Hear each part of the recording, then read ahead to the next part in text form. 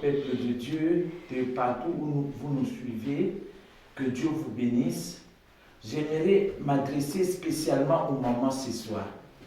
Je viens de faire un voyage et à la fin de cette mission, il y a quelque chose qui me tient à cœur et beaucoup plus de parler aux mamans. Si nous lisons dans le livre d'Exode, la Bible nous dit qu'après la mort de Joseph, il y a un nouveau pharaon qui s'est levé en Égypte et ce pharaon n'avait pas connu Joseph. Et à ce moment-là, les enfants d'Israël ont commencé à souffrir.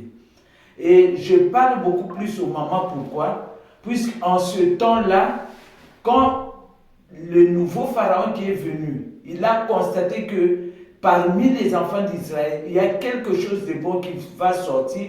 Et puis la Bible dit que le peuple s'est multiplié.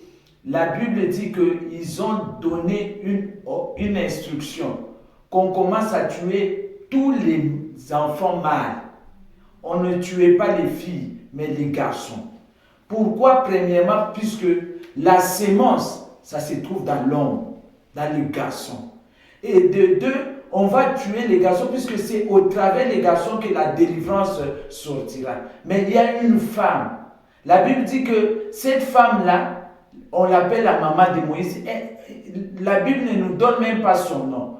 Mais vous allez voir qu'elle a dit, mon fils à moi ne va pas mourir.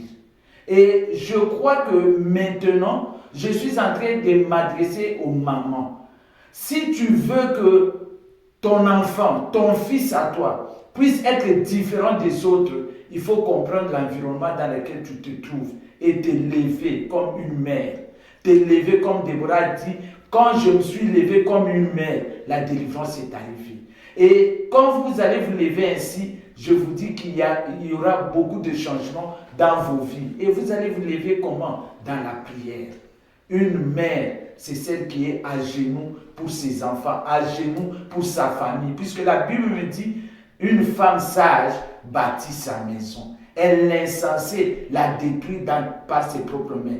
Je crois que tu as beaucoup de temps de parler au téléphone, de parler avec des amis. Prends un temps pour prier pour ta famille, pour prier pour tes enfants.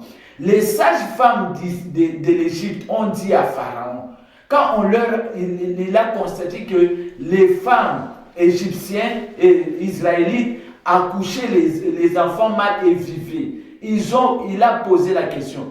Les sages-femmes ont dit, les Israélites ne sont pas comme nous.